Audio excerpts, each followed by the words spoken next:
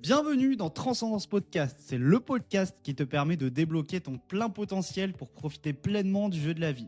Nous sommes Flavien et Colo, tous les deux coachs et préparateurs physiques passionnés par l'entraînement, l'alimentation et plus largement par l'exploration de nos capacités.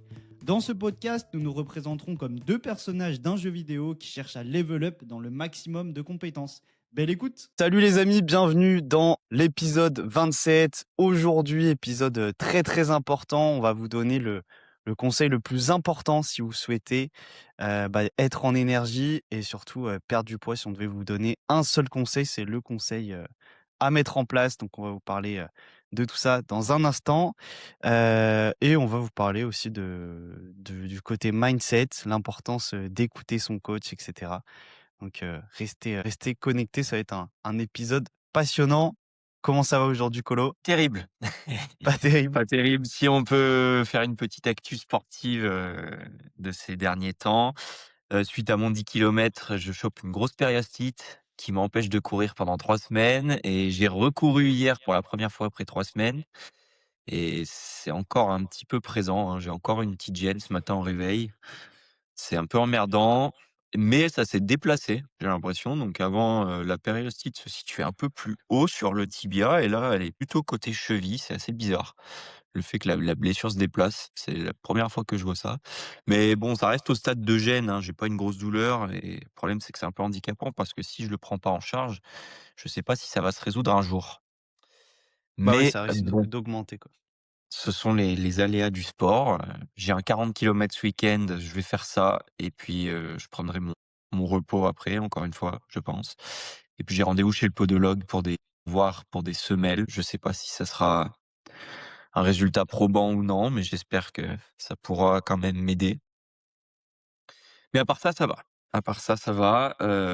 Donc voilà, 40 kilomètres ce week-end, plusieurs courses au mois de mai. J'ai un duathlon, hem, un autre trail au mois de juin, puis un triathlon au mois de juillet, avant le gros objectif de l'année qui est le Half Ironman au mois d'août. Donc là, ça se rapproche à grands Yes, de pas. Vichy. Ouais, carrément, on sera tous les 2 dessus d'ailleurs, hein.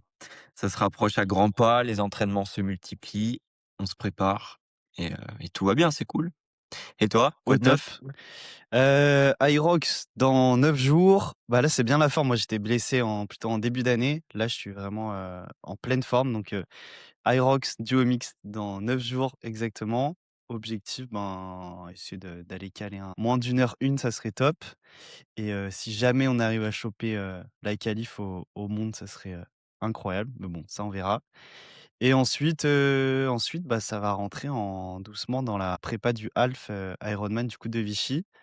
Avec, j'aurai après l'Irox une semaine après, 10 jours après, un petit 10 kilomètres, pour le plaisir, pour se tester, voir la forme, pour aller chercher un petit PR dessus et après voilà, prépa Irox, je vais voir si, je cale peut-être, quelques Spartan Race. Il y avait une, Spartan Race en Suisse qui me disait bien. Il y a le championnat de Suisse qui se fait sur 2 courses. On a une en juin et une début septembre. Donc, c'est quelque chose qui m'intéresse pas mal, sachant que ma saison de Spartan Race, j'en ai pas du tout, faite cette année. Je devais faire, les manches du championnat de France, et la première en l'occurrence qui était à Valmorel dans la neige, mais j'étais, blessé à ce moment-là et du coup, j'ai fait le choix de pas, aller, le week-end dernier, à Carcassonne sur la deuxième manche, parce que j'avais pas fait la première. Du coup, pourquoi pas, me challenger, chez les Suisses directement avant le Half Ironman du coup, fin août, qui va être bien sympa. Est-ce qu'il reste des places pour une Spartan? Je suis chaud de venir en faire une avec toi. C'est vrai que c'est un format qui me manque, ça fait bien longtemps que j'en ai pas fait et c'est trop cool. Ouais, également, hein, ma dernière, c'était, les championnats du monde ultra Spartan à Morzine en juillet. Ouais, c'est encore possible de s'inscrire d'ailleurs pour ce format, mais bon, ça reste un très gros format qui demande une prépa, bien spécifique quand même, ça va être beaucoup plus long qu'un half et c'est dans pas si longtemps. Donc ça me paraît un peu complexe de la faire cette année. Même si, C'est j'ai bien mixer envie, un mais il faut faire des ultra choix, avec un quoi. half. Ouais, c'est ça. Ouais, C'est faut pas faire trop des choix. possible, je pense. Tout est possible, mais bon, si on veut, se faire bien plaisir et performer un petit peu Et sur un performer, ouais, c'est sur clair. sur une course donnée, faut faire des choix, c'est comme dans tout, quoi. Donc voilà, petite actu sportive, on est parti sur, le vif du sujet. 2 secondes, je rebondis sur un truc. du coup, dans le podcast précédent ou celui d'avant, je sais plus. Non, celui d'avant, on parlait de la blessure et là, comme je suis blessé en ce moment, ben, je m'entraîne pour le triathlon, donc ça me supprime une des 3 disciplines du triathlon, la course à pied et on disait: «Il faut aborder la blessure avec ce mindset de positivité».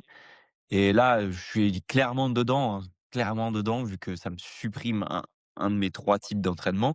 Mais je me dis: «Eh ben, c'est l'occasion du coup de bosser encore plus sur les 2 autres». Plutôt qu'être vachement fataliste, négatif de dire: «Ah ça repousse l'échéance, je perds du temps» et cetera. Bah, je me dis: «OK, pas de souci, ça me permet de travailler mes 2 autres points faibles, donc le vélo et la natation». Et au final, c'est pas plus mal que je sois blessé parce que, bah, j'apprends sur moi, mes faiblesses et ça me permet de travailler, une autre dimension que si j'avais été à fond dans la course à pied, j'aurais peut-être, bah, plus, mis de côté, plus délaissé, bien que ce soit mon point faible, quand on prend du plaisir et qu'on progresse dans une discipline, on a toujours tendance à vouloir en faire plus. Donc finalement, cette blessure, ben, est-ce que ça tomberait pas bien? Voilà. Donc juste pour un petit reminder, n'oubliez pas les gars, si vous êtes blessé, voyez du positif derrière, vous allez apprendre sur vous et ça vous permet de bosser autre chose. Clairement, Toujours hein. positif. Bah, c'est une invitation souvent à bosser autre chose, hein. Si on est blessé en général, bah, enfin, en général, c'est qu'on a peut-être trop mis de contraintes toujours sur les mêmes zones, sur les mêmes points. Peut-être là, toi, trop de courses à pied, je sais pas. Mais du coup, ouais, tu peux toujours progresser sur d'autres choses et moi, c'était clairement ça ma blessure. J'avais trop couru à haute intensité sur piste, j'étais pas forcément préparé pour ça. Après la prépa ultra haute qui était quelque chose de complètement différent sur les allures et du coup, ouais, j'ai pu taffer d'autres choses comme tu dis, un vélo, pas mal, d'ergo, skieur, grammeur. Du coup, j'ai bien progressé dessus donc ça fait toujours plaisir, toujours moyen de retirer du positif d'une blessure. Donc là, top, tu vas être un bon nageur, bon cycliste du coup. Peut-être. Tu vas Bon, essayer. allez, sujet du jour, du coup, on attaque et on voulait parler notamment, bah, de l'importance aussi du petit déjeuner et parler un petit peu, de la place des glucides dans notre alimentation. Où les placer? Pourquoi les placer? Et puis voilà et l'aspect un petit peu psychologique derrière tout ça et pourquoi il faut écouter son coach quand, il nous donne des conseils. Yes, c'est clair et surtout pourquoi c'est, selon moi en tout cas, le conseil numéro un que je donne à mes clients dans un objectif de recomposition corporelle quoi et de perte de poids. Que ce soit même, des athlètes qui cherchent pas forcément à perdre de poids en termes de Mmh. niveau d'énergie, mais si vous souhaitez, perdre du poids, écoutez cet épisode, écoutez ce conseil qui va vraiment, changer, changer votre approche et vous donner, vos résultats. Déjà, petit déjeuner classique, en tout cas en France, en tout cas de mon côté depuis que je suis petit, en général, c'était, pourquoi pas viennoiserie, un petit jus de fruits, pain, confiture, céréales, voilà, je sais pas comment c'était de ton côté, mais je Ouais, ça me je fait suppose que penser là, voilà, c'est j'ai un client là que je viens d'avoir récemment et je lui ai dit, heu, au début de la prise en charge: «Bon, dis-moi ce que tu manges le petit déj quoi, pour qu'on puisse voir». Il voulait perdre du poids, «Pour qu'on puisse voir où t'en es, mais sois cash, hein, ne passe pas par 4 chemins, dis-moi la vérité». Et là, il me sort, alors le matin, c'est 3 tartines de pain complet avec du Nutella et un bol de céréales, de choc à pic avec du lait ou je sais plus ce qu'il me dit. Rudy, tu passes par là, tu te reconnaîtras. Mais quand j'ai vu les 3 tartines de Nutella, j'ai halluciné, je me suis pris la tête comme ça, ouais, non, c'est vrai que c'est une catastrophe, le petit déjeuner moderne, c'est waouh! Yes. Bah, c'est très bon, hein, on est d'accord, mais on va vous expliquer pourquoi en fait c'est une problématique.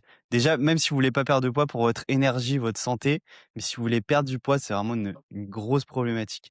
En fait, quand vous allez le manger, donc plein de glucides, hein, viennoiserie, le jus de fruits, la confiture, le pain, les céréales, le bol de choc à pic ou voilà, n'importe quelle céréale, ça va provoquer en fait dans votre corps une forte hausse de la glycémie, donc c'est logique et votre corps du coup, il va sécréter une hormone, l'insuline pour, ramener cette glycémie à la normale. Mais la problématique du coup, c'est qu'il va sécréter tellement de d'insuline votre corps, peut-être trop, du coup ça va provoquer une hypoglycémie qu'on appelle, réactionnelle, donc vous allez, derrière avoir des taux de glycémie, trop faibles, vous allez Au avoir de la bas. fatigue, de la faim, baisse de concentration, un peu étourdi, voilà, ça peut être, 1 heure après, 2 heures après, donc en milieu de matinée et petit à petit, vous allez doucement, couler, vers le diabète, le surpoids de manière, bah, assez assurée, si vous maintenez ça, pendant plusieurs années, quoi. Après, faut pas être fataliste non plus. C'est pas parce Non, que bien tu manges sûr, du tu as des individus qui mangent mal toute leur vie et qui sont en super santé. Enfin, voilà, c'est sûr que si il y a tu es plein de déjà de facteurs à base prendre en compte, ouais. ouais, si tu es de base à risque, c'est sûr que tu tends à aller vers le diabète et la surcharge pondérale. Mais Oui, c'est oui, pas oui, même faut si pas c'est être pas bien sûr fataliste non plus, hein. une certitude. En gros, je peux peut-être rappeler le fonctionnement de la glycémie dans le corps.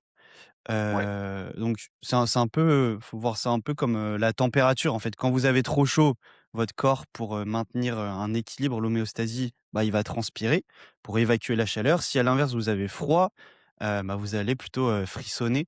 Votre corps, il va frissonner pour produire de la chaleur et ramener en fait toujours la température au même niveau. Et la glycémie, c'est un peu pareil. S'il y a trop de sucre, de glucose, dans le sang, suite à un repas, bah, riche en sucre, en glucides, hein, de manière générale, ben, le corps, du coup, il va sécréter l'hormone qui baisse la glycémie, donc l'insuline, du coup, pour garantir, bah, votre survie, ramener ça à un niveau, stable.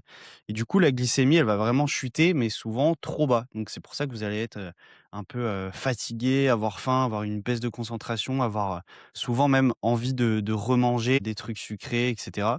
Et du coup, souvent, ça va être, reparti pour un tour parce que vous allez être, bah, voilà, fatigué, vous reprenez des glucides. Du coup, ça fait un peu tout le temps montagne russe et ça, c'est montré que ça a 3 grosses, conséquences principales. Bah, en un, ça va fatiguer, votre pancréas et du coup, ça va rendre les cellules vos cellules, elles vont être de plus en plus résistantes à l'insuline. Donc, parce qu'à force de tout le temps sécréter, ben, de l'insuline, vous êtes, bah, vous devenez, l'insuline, donc il en faut toujours plus et c'est ça qui va vous faire tendre, potentiellement vers le diabète. Et point 2, ça entretient aussi, bah, vos fringales, vos besoins de grignoter et cetera. Donc là, vous allez, sans doute, prendre, de la masse grasse et surtout au niveau énergétique, ben, au niveau d'énergie, de concentration, ça fait que, montagne russe toute la journée, en fait. Vous prenez un gros repas riche en glucides et si vous en avez pas besoin, bah, là, paf, ça va être, baisse d'énergie, de 1 heure, 2 heures après. Vous reprenez du sucre, hausse d'énergie, rechute d'énergie et cetera et cetera. Du coup, c'est un peu les montagnes russes de énergie, sur toute la journée plutôt que d'avoir une énergie, assez stable, sur votre journée, quoi. ouais, parce que le tu parlais du pancréas parce qu'il faut rappeler que c'est le pancréas qui, qui est responsable de la sécrétion d'insuline, l'hormone, régulatrice de la glycémie et du glucagon. Le glucagon, c'est disons l'inverse Oui. de l'antagoniste de l'insuline. C'est celle qu'on va sécréter, par exemple, plutôt quand on fait du sport, qui elle, va permettre de libérer du glucose dans le sang pour apporter, de l'énergie. Donc c'est le pancréas, cet organe qui régule un petit peu cette glycémie. Pour ça c'est important d'en prendre soin. Ouais, bien sûr. Du coup, là, Hem, pour résumer, vous mangez des glucides, le glucose sanguin, il augmente, ça hausse la glycémie, le corps, il sécrète de l'insuline pour faire entrer, ben, tout ce sucre quelque part. Et d'ailleurs là-dessus, le corps il va checker d'abord dans les muscles s'il y a de la place pour faire rentrer le sucre. Le matin en général, vous avez pas fait, de gros efforts, en pleine nuit. Du coup vos stocks, ah, voilà, ça dépend. quoique du coup vos stocks de glycogène, donc vos stocks de sucre, hein, pour faire simple dans vos muscles, ils sont pleins. Donc le corps il se dit: «Putain merde, je peux pas faire rentrer tout ça dans les muscles». Il va checker dans le foie. Si dans le foie ça passe pas et ben, il va tout ça, tout le sucre, il va le mettre, pour faire simple, vraiment en gras. Donc vous allez, créer de la graisse, stocker de la graisse et du coup, voilà, petit à petit, vous allez prendre de la masse grasse. Donc pour en revenir au conseil numéro un que l'on donne, de notre côté à une personne pour perdre du poids, ben, c'est de checker le petit déj déjà. Qu'est-ce Mmh. qu'elle mange au petit déjeuner? Pourquoi le petit déjeuner est plus important que les autres repas? Bah, tu l'as dit, parce on sort d'une nuit de sommeil, quoi, où potentiellement les stocks ont été recréés. Les stocks de glucides, musculaires sont pleins, donc on va aller voir du côté hépatique, le foie, le pancréas et c'est là qu'on va, énormément stocker les glucides et prendre du poids. Donc c'est vrai que si on peut éviter de manger des glucides le matin, ben, faut le faire et ça, je pense que c'est vraiment le conseil numéro un pour perdre du poids. Privilégier d'autres macronutriments comme les protéines avec l'aspect, rassasiant, l'aspect, dense, alimentaire dense, l'index de satiété élevé et cetera, les protéines et les lipides. le matin et absolument, Ouais. proscrire les glucides. Alors après tous les glucides ne se valent pas, hein, attention, c'est vrai que Non, bien sûr. bon, manger un bol de flocons d'avoine, par exemple, bon, c'est assez riche en protéines, en fibres également. Donc disons que ça va réguler ce un peu d'insuline puisque les fibres ralentissent la digestion et cetera. Mais bon, dans l'idéal, on veut quand même éviter de consommer des glucides, hein. D'expérience, moi, quand je consomme un petit déjeuner où il y a pas du tout de glucides, con mê même, rien du tout, hein, même, une cuillère de miel, rien du tout. Et si je le compare avec un petit déjeuner où j'ai consommé, par exemple, un bol de flocons d'avoine, même si c'est une source, assez saine de glucides et de protéines, ben, je remarque quand même un pic dans la matinée, un petit pic de disons un crash d'énergie, heu, sur le petit déjeuner que j'ai consommé avec les flocons d'avoine. Donc bien que ce soit une option saine, en tout cas d'expérience, je remarque quand même que sur moi, ça a un effet de crash d'énergie, le fait de consommer des glucides le matin. Ouais, clairement. Bah, il y a d'ailleurs Marion Caplan, je sais pas si tu connais, qui est, nutritionniste, naturopathe. Elle dit que si vraiment vous consommez des glucides le matin, vous avez, foiré votre journée, quoi. Donc plus peut-être moins nuancé que nous sur ce point-là. Mais vraiment d'un point de vue physiologique, ouais, consommer des glucides le matin, c'est vraiment pas top. Du coup, vous avez 2 options, ouais, on va y revenir, mais soit prendre, le matin protéines et lipides, soit plutôt, bah, ne pas manger le matin, donc jeûner, sur vos, petits déjeuners. Après ça dépend de vos contextes, dépend de chacun, de vos objectifs et cetera. Mais en soi, c'est 2 options qui peuvent se faire. Toi, tu prends tout le temps des petits déj le matin? Ouais, ouais, ouais, je sens que j'en ai besoin pour bien commencer ma journée. C'est un rituel qui me convient parfaitement et puis parfois je m'entraîne le matin. Bon, pas en ce moment, mais souvent je fais un entraînement de muscu ou de course à pied OK, léger oui, oui. quand je peux courir, à jeun directement au réveil et donc là, ouais, clairement, je sens que j'ai besoin de manger après, hein. J'ai faim donc tout simplement, je mange. OK. Bah, là, tu vois, c'est un contexte différent encore donc après un training, si tu t'entraînes à jeun le matin, tu peux manger en soi des glucides, tu auras pas de Carrément. problème, tu vas refaire Dans tes ce stocks et tout. contexte-là, Personnellement, moi, oui. j'ai, depuis que j'étais, ben, chez, Amine, si jamais il passe par là, au Maroc, là, dans sa maison, qui enfin, il a créé même un camp un petit peu À Paddington? d'entraînement. Lui, il mange pas le matin et moi, je mangeais toujours les matins, mais en général, voilà, protéines, lipides également et lui, il mangeait pas le matin donc je me suis dit: «Tiens, je vais me caler, comme lui, comme ça, on prendra un petit déj après». Parce que le matin, c'était, 1re chose qu'on faisait, voilà, c'était petit réveil, potentiellement on pouvait, travailler un petit peu sur nos projets. En plus ensuite on s'entraînait, aux alentours de, 9 heures environ et ensuite on prenait un petit déj plutôt en fin de matinée ou alors si on poussait un peu l'entraînement, bah, c'était directement le déjeuner, repas du midi. Du coup, j'ai appris à pas manger le matin depuis ce jour-là et du coup, je ne mange, quasi plus les matins, hormis si je vais être, avec des amis ou autre. Ou si je vais avoir, besoin de plus de calories parce que, voilà, dès le matin, c'est quand même pas mal si je cherche à avoir, pas mal de calories, si j'ai beaucoup de dépenses avec, l'activité physique.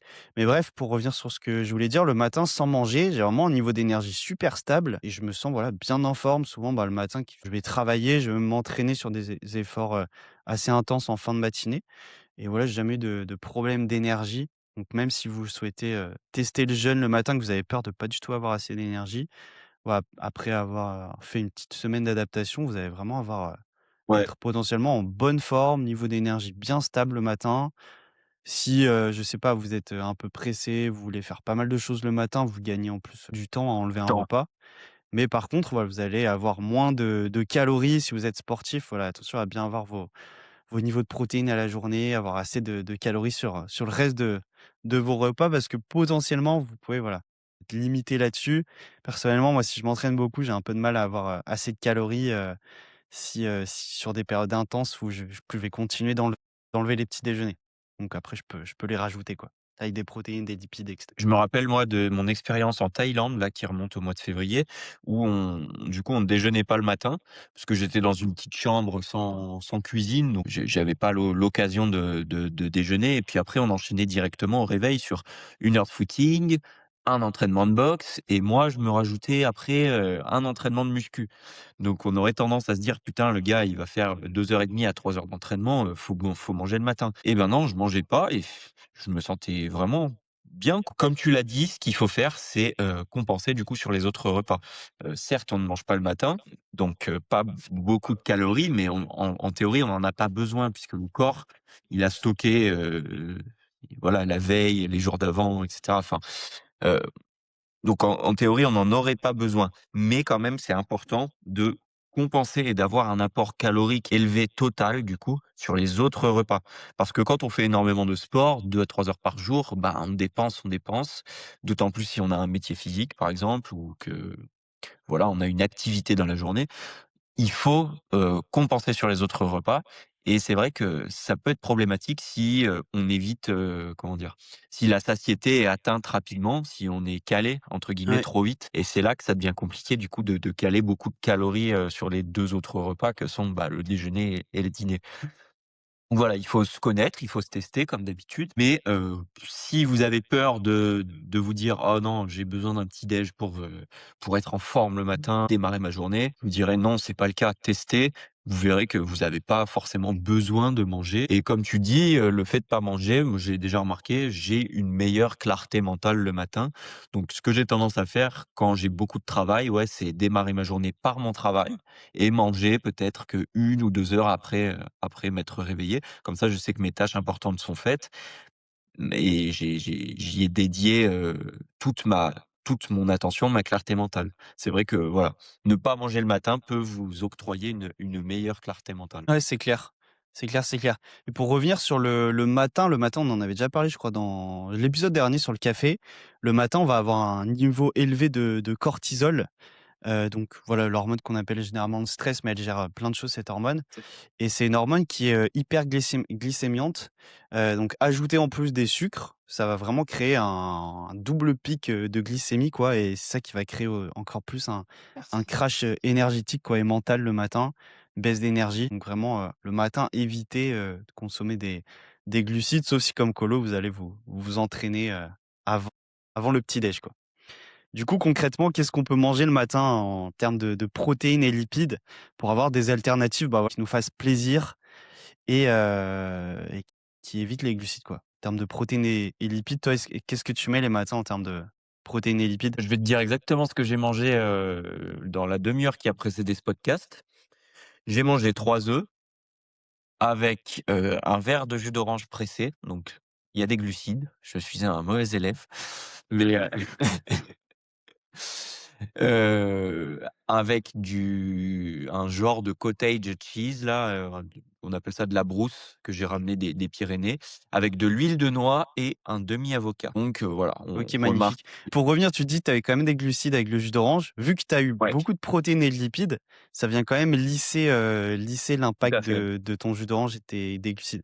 Donc si vraiment au début, c'est difficile pour vous de mettre des protéines et lipides, vous voulez quand même garder un peu de glucides, ça va être vraiment moins pire si vous avez quand même beaucoup de protéines et de lipides sur votre petit déj que des glucides. Là, c'était pour moi un déjeuner que salé, mais c'est vrai que parfois j'ai besoin d'avoir ce petit goût sucré, hein. Le sucre, c'est une drogue, hein, clairement, j'en discutais avec ma copine et c'est vrai qu'après un repas, on aime bien avoir ce petit goût sucré pour avoir l'impression que le repas est terminé, une sorte de dessert et donc si vous êtes un peu dans ce truc-là de: «J'ai besoin de sucre le matin», OK, très bien, mais mangez une source, disons, avec un index glycémique bas, comme par exemple, un bol de fromage blanc avec du miel, ça vous octroie ce petit goût sucré et ça vous permet de un peu de piéger le mental, de vous dire: «Ah bah, finalement, j'ai eu du sucre ce matin». Alors que bon, voilà, si c'est une cuillère à café de miel, disons que ça ne va pas avoir un impact, extrêmement important sur votre glycémie. Oui, vu que vous avez en plus des protéines, ça va quoi.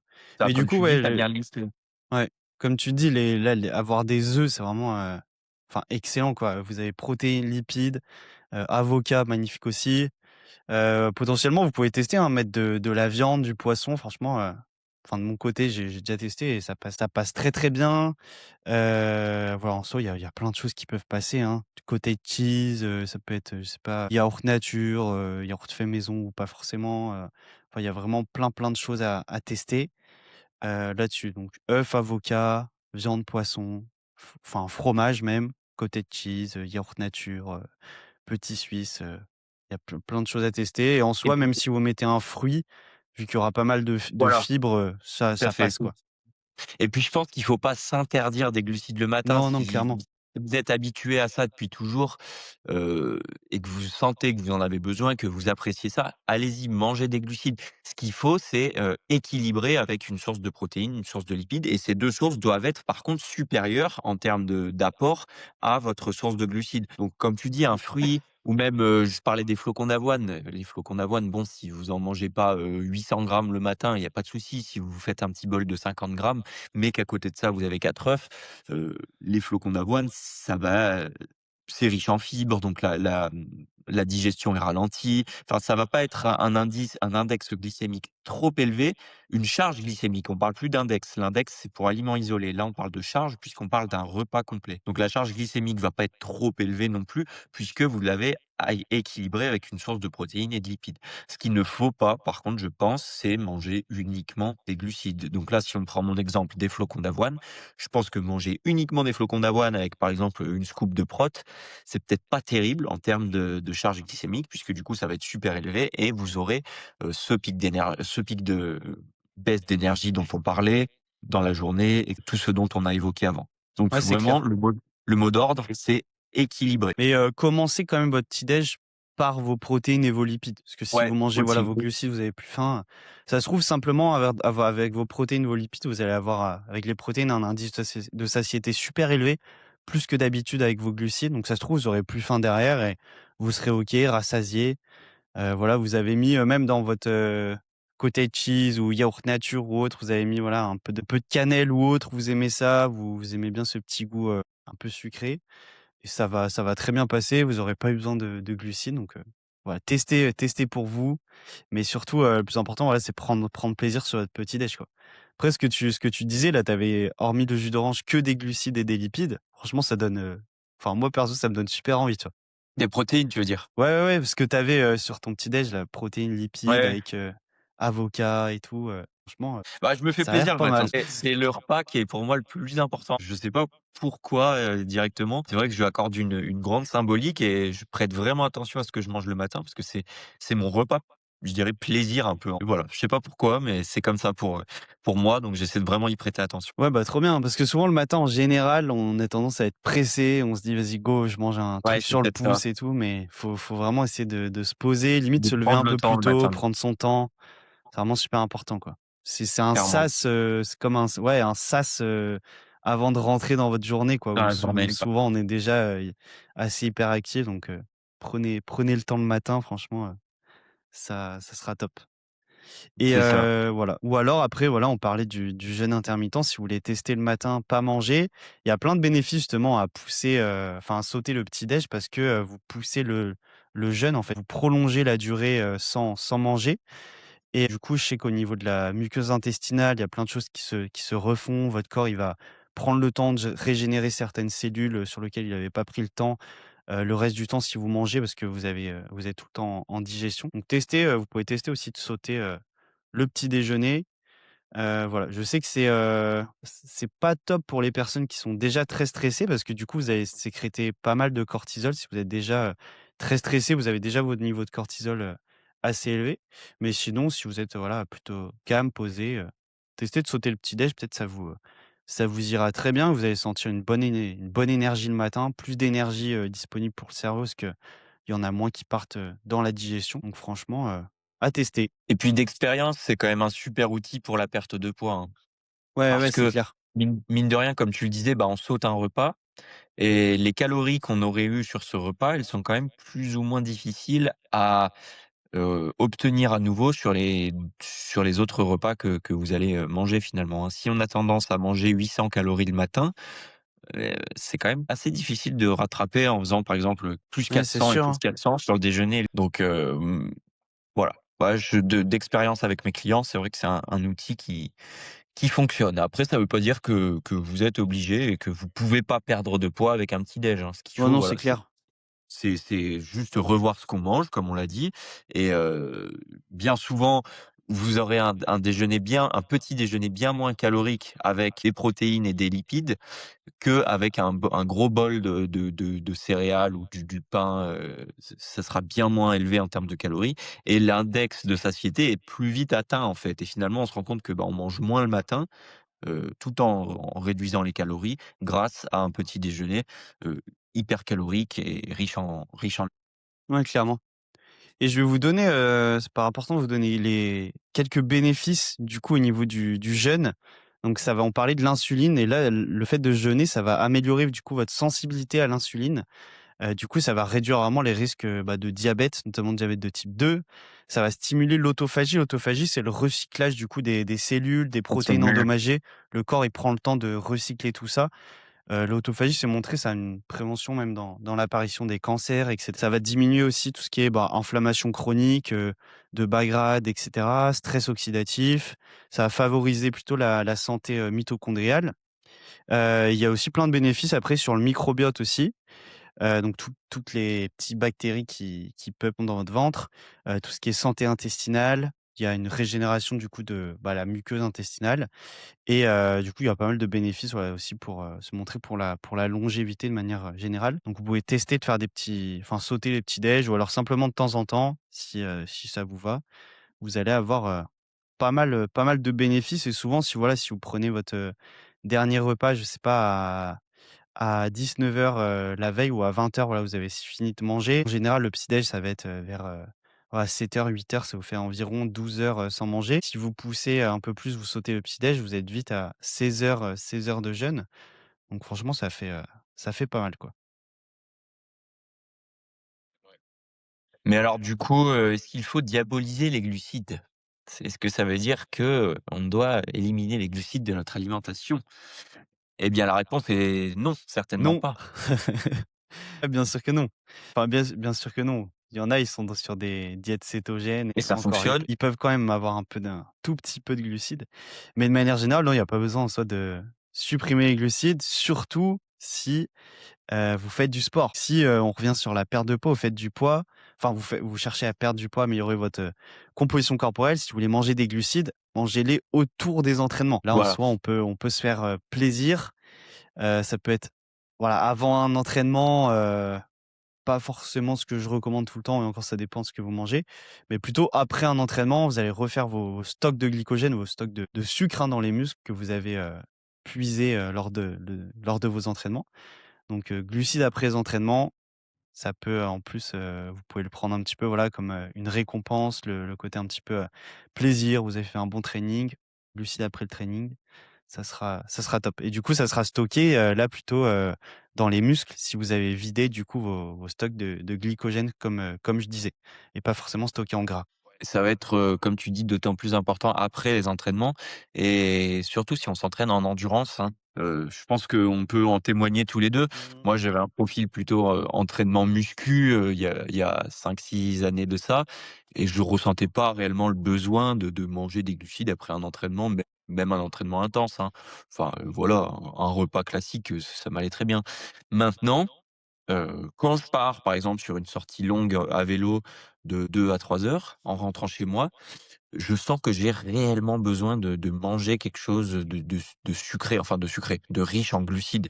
J'ai vraiment mon corps me le réclame. C'est une sensation qui est vraiment, tu le ressens quoi, que ton corps a besoin de ça et donc c'est là souvent que, si vous avez besoin de, manger du sucre, bah, c'est là qu'il faut placer vos petits aliments entre guillemets «coupables». C'est après un entraînement riche. Si, par exemple, vous aimez bien la tartine de Nutella, alors pourquoi pas la tartine de Nutella? Mais alors la placer vraiment après votre entraînement intense, de préférence d'endurance. Votre sortie en course à pied, votre 1 heure, de rameur, votre, sortie en vélo de 2 ou 3 heures. Voilà. Je pense que c'est important de garder ces petits aliments plaisir dans une diète pour, trouver un certain équilibre et finalement ce qui est le plus important, hein, c'est de le tenir sur le long terme, hein. C'est ça qui prime avant tout dans une diète, quelle que soit la diète cétogène, pauvre en glucides, carnivore, peu importe. Ce qu'il faut, c'est un truc durable. Donc si dans votre diète, vous sentez que vous avez besoin de la tartine de Nutella, OK, mais uniquement après l'effort intense. Ouais, c'est clair. À ce point-là, simple, si vous voulez mettre des glucides, mettez, plutôt après vos trainings de manière Mais générale? ouais, important de cycler vraiment du coup ces glucides-là.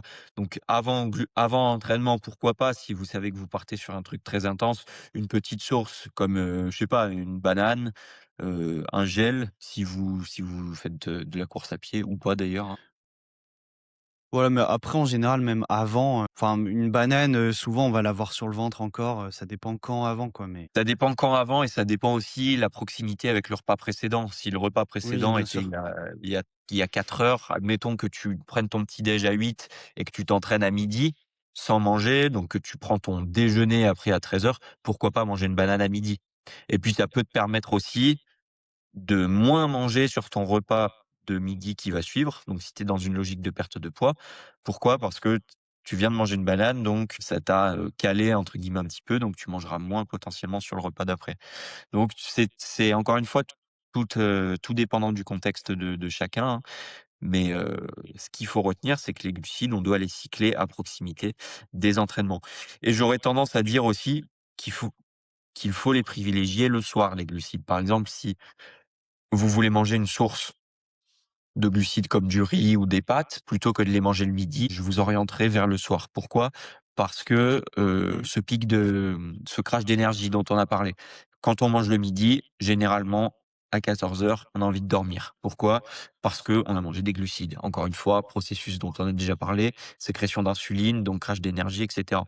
Donc le fait de manger les glucides le soir, on s'en fout que vous ayez une baisse de Oui, vous allez aller dormir de toute baisse façon. d'énergie, vous allez aller dormir dans la foulée, donc voilà. C'est pour ça que, ouais, moi je recommanderais, si vous devez manger des glucides, post-entraînement et le soir. Yes. Bah, on appelle ça d'ailleurs le chaos glucidique, le fait de manger des glucides. Voilà, si vous êtes KO le soir, de toute façon, vous allez aller dormir, c'est limite tant mieux sur ce point-là.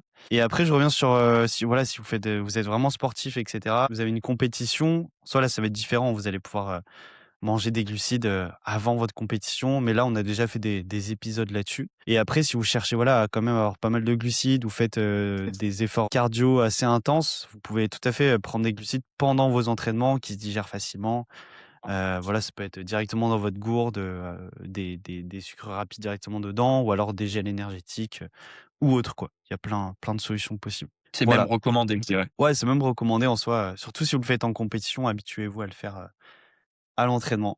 Du coup, malgré tout ça, malgré, tous les conseils, ce qu'on sait et cetera, il y a quand même des personnes qui, voilà, qui sont au courant de tout ça, qui veulent par exemple perdre du poids, mais qui mettent pas, ces éléments en place.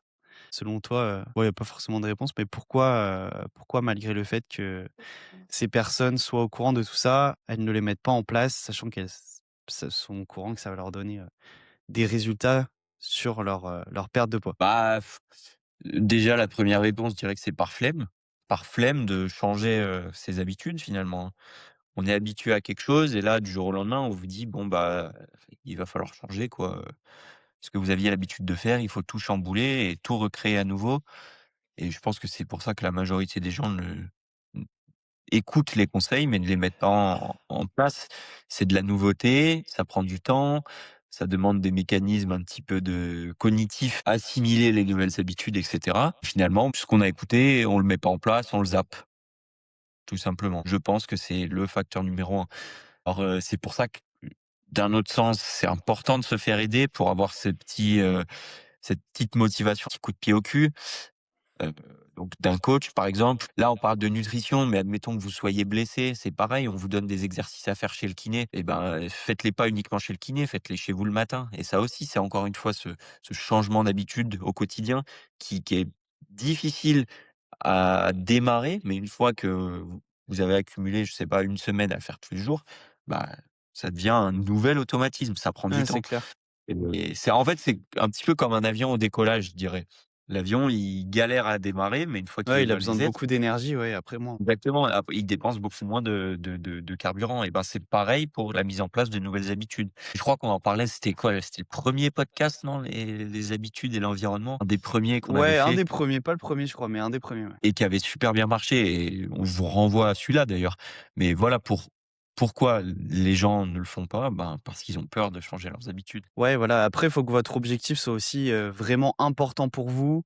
Vous vous posez la question sur pourquoi vous voulez atteindre cet objectif et si vraiment vous allez voilà, vous savez, vers où vous voulez aller, pourquoi vous voulez le faire, pourquoi c'est important pour vous, je pense que les changements vont être plus simples et après aussi, il y a voilà, certaines personnes qui veulent trop tout changer d'un coup, faire des gros compromis d'un coup, ne plus prendre de plaisir du coup, enfin du tout et voilà, à long terme, c'est pas du tout, optimisé quoi. Vous allez pas avoir de résultats si, vous avez plus du tout de plaisir. Le but, c'est prendre du plaisir dans aussi les nouvelles choses que vous testez et vraiment savoir, où vous voulez aller et pourquoi c'est important pour vous de réaliser tout ça, quoi. Donc accepter le changement et être clair avec, la direction que vous voulez prendre, là où vous Yes, voulez aller. Le noter noir sur blanc, noter vos objectifs, noter pourquoi, il faudrait agir de telle manière pour atteindre mon objectif et le fait de mettre tout ça un peu en mots, ça va vous permettre de mettre en place ces nouvelles habitudes. Là, je j'ai un exemple parlant avec une de mes clientes, m'a dit: «Si tu passes par là», hem, dédicace, elle a des gros problèmes, intestinaux, de transit et cetera, et elle sait pas trop pourquoi. Donc elle a vu des spécialistes. Là, elle va prendre rendez-vous avec un gastro-entérologue. Bref, peu importe. Moi, la recommandation que je lui ai faite, c'est de manger déjà dans un premier temps plus de fibres et dans un second temps, plus d'aliments fermentés. On sait que les aliments fermentés apportent vraiment un nouveau, disons, un nouveau code,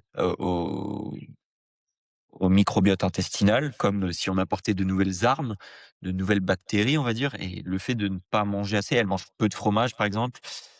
Heu, donc je vais conseiller d'apporter, du kéfir, du kimchi, tous ces aliments un peu qui nous viennent, des pays asiatiques, et qui peuvent lui permettre d'améliorer, disons, la variété de bactéries dans son microbiote et peut-être de résoudre ses problèmes intestinaux. Alors c'est qu'une hypothèse, hein, c'est qu'une hypothèse, je dis pas que ça va fonctionner à 100, mais ce qu'elle ne fait pas finalement, parce que c'est des choses qu'elle a pas l'habitude de manger, qui ne rentrent pas dans son quotidien et donc elle n'essaye même pas finalement et donc ça en revient aux propos qu'on avait, il faut faire le premier pas. Si vous voulez observer du changement dans votre quotidien, faites le premier pas, testez des choses.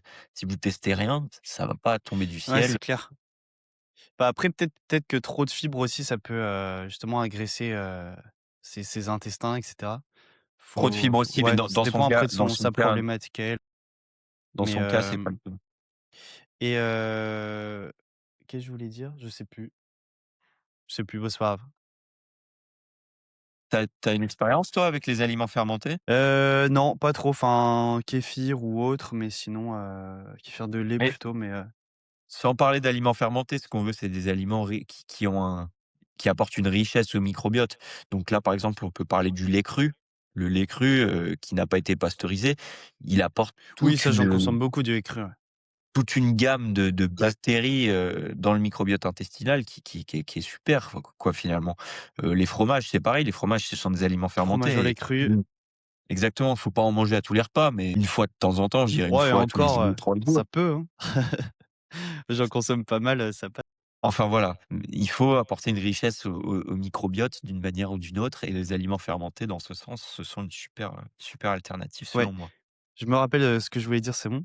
En général, enfin pour toutes les personnes, très stressées que j'ai accompagnées, elles ont du mal à faire de nouveaux changements parce que, si je dois faire une métaphore, le bocal, il est déjà plein, elles sont déjà très stressées au quotidien, vite un peu surpassées par les choses et je trouve que voilà, il faut déjà, la 1re solution, ça peut être déjà d'apprendre à se poser, baisser ses niveaux de stress et cetera pour, amener de nouvelles habitudes, quoi. Parce que c'est très compliqué si on est stressé, on se sent dépassé au quotidien par, voilà, ce qu'on a soi-disant à faire ou autre, mais du coup, les changements vont être, compliqués si vous êtes, stressé et vous vous sentez dépassé au quotidien, quoi. Faut pour moi déjà travailler là-dessus pour faire enfin, amener de nouvelles habitudes.